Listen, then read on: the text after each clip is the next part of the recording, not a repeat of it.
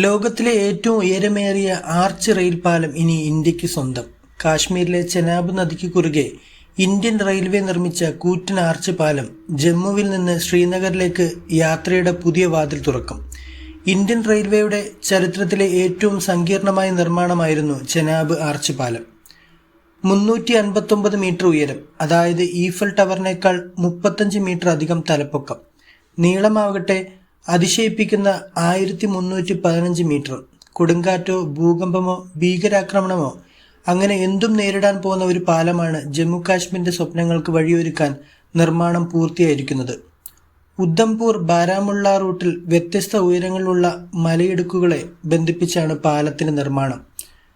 പ്രവചനാതീതമായ ഭൂപ്രകൃതിയിലെ കാറ്റിനോടും മഞ്ഞിനോടും പർവ്വതങ്ങളോടും മല്ലിട്ടാണ് Indian railway Chenab പാലം നിർമ്മിച്ചത്.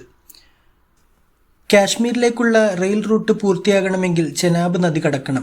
ഇവിടെ അല്ലെങ്കിൽ മറ്റെവിടെയും നദിക്ക് കുറുകെ പാലം പണിയാനാകില്ലെന്ന തിരിച്ചറിവിൽ ഇന്ത്യൻ റെയിൽവേ ആ വെല്ലുവിളി ഏറ്റെടുക്കുകയായിരുന്നു. നോർത്തേൺ റെയിൽവേക്ക് കീഴിലാണ് ഈ റെയിൽവേ പാത. നിർമ്മാണ ദൗത്യം ഏറ്റെടുത്തത് കൊങ്കൺ റെയിൽവേ കോർപ്പറേഷൻ.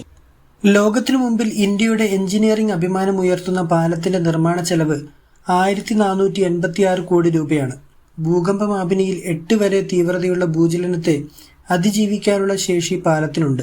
കൂടാതെ തീവ്ര സ്ഫോടനങ്ങളെ അതിജീവിക്കാനും പാലത്തിന് ശേഷിയുണ്ട്. അതിനാൽ തന്നെ പ്രതികൂല കാലാവസ്ഥയിൽ പോലും കാശ്മീരിനെ ഇന്ത്യയുടെ മറ്റു ഭാഗങ്ങളുമായി ബന്ധിപ്പിക്കാൻ പാലത്തിനാകും. ബാരാമുള്ളയും ശ്രീനഗറിനെയും ജമ്മുവുമായി ബന്ധിപ്പിക്കുന്ന പാലം വരുന്നതോടെ ഈ റൂട്ടിലെ സഞ്ചാര സമയം ഗണ്യമായി കുറയും. രാജ്യത്തിന്റെ വിവിധ ഭാഗങ്ങളിൽ നിന്നെത്തുന്ന ട്രെയിനുകൾ ഇതോടെ യാതൊരു തടസ്സവുമില്ലാതെ കാശ്മീരിലേക്ക് എത്താം. 120 വർഷത്തെ ആയുസ് പ്രതീക്ഷിക്കുന്ന പാലത്തിൽ കൂടി 100 കിലോമീറ്റർ വേഗതയിൽ ട്രെയിനുകൾക്ക് സഞ്ചരിക്കാനാകും. 260 കിലോമീറ്റർ വേഗതയിൽ വീശുന്ന കാറ്റിനെ നേരിടാനും പാലത്തിന് കഴിയും. ഈ പാലത്തിലെ പരീക്ഷണ ഓട്ടങ്ങൾ വിജയകരമായി റെയിൽവേ പൂർത്തീകരിച്ചിട്ടുണ്ട്. ജമ്മുവിനെയും കാശ്മീരിനെയും ബന്ധിപ്പിക്കുന്ന റെയിൽവേ റൂട്ടിൽ നിലവിൽ റിയാസി ജില്ലയിലെ കട്രയ്ക്കും റംബാൻ ജില്ലയിലെ ബനിഹാനുമിടയിലെ 63.8 കിലോമീറ്ററാണ് റെയിൽ സർവീസ് ഇല്ലാത്തത്.